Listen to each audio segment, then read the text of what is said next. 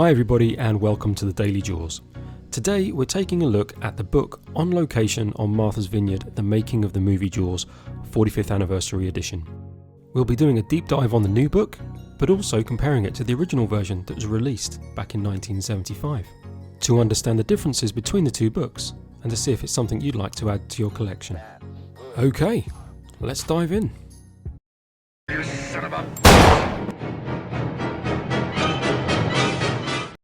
When Steven Spielberg and his crew descended on Martha's Vineyard in 1974 to shoot Jaws, long-term Vineyard resident Edith Blake decided to follow and record the production as it happened.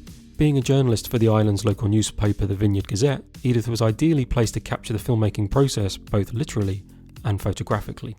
The result was the first ever book to tell the story of the making of Jaws and included some of the best behind-the-scenes photographs ever taken.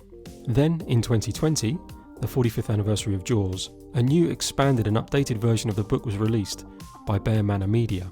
This new edition has expanded chapters, a catch-up over the last 45 years, and digitally enhanced photographs from the original book. Physically, the books are quite different. The first noticeable difference is the cover. The paperback is a nice clean matte finish with a colour image of Richard Dreyfuss as Hooper, surrounded by locals as he examines the dead tiger shark during the dock scene, whereas on the original version of the book, the cover photo was a photograph of Roy Scheider on the mast of the Orca preparing to shoot the shark. On the back we have a brief description of the content with a selection of 5 black and white images giving you a flavour of what's in store for the reader. The original version was 132 pages, with the new version having 212. Size-wise, the original book was 8.5 inches by 5.5 or 22 centimetres by 14.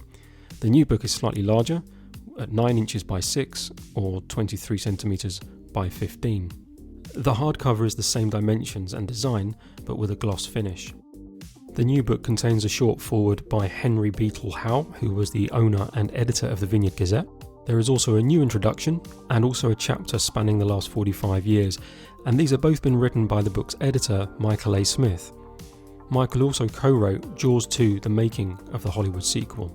There are 19 chapters averaging 10 to 12 pages each, so it's a very easy read that covers much of the on-location events, and the bonus photo section has 68 new photographs. The book offers some amusing anecdotes about the production from the point of view of someone who understands the local politics very well, but the mechanics of filmmaking not so well. The reverse can be said of the Jaws log, so I'd say that this is a great companion to the Jaws log, as both books look at both perspectives of what happens when a large movie production occupies a living, breathing community for a long period of time. The book also offers an excellent record of when and where locations were used and shot, so could act as a great guide and reference if you're coming to the vineyard to visit those shooting locations. For me, the best thing about this book is the pictures. The clarity and the work that's gone into restore these photographs to make them look so clear is phenomenal. They look absolutely fantastic. There's so much detail in some of these photographs, and when you look back at the 1975 version of the book, a lot of the photographs were actually quite dark, so you couldn't really see the detail.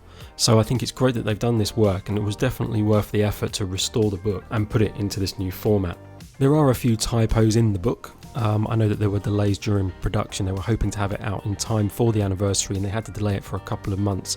I don't know if that's anything to do with the typos in the book. To be honest, it's not too much of a distraction, but it is just something to be aware of. But again, I think it's really worth the investment if you're looking for some new Jaws material with some fantastic photographs. There is a link in the description if you wanted to pick yourself up a copy. Guys, thanks so much for watching. If you enjoyed the video, please be sure to subscribe to our YouTube channel where you can learn about Jaws, sharks, movie making and everything in between. Also be sure to follow us on Facebook, Twitter, TikTok and Instagram, and be sure to check out our website, thedailyjaws.com. Until next time, we drink to your legs. Farewell and adieu.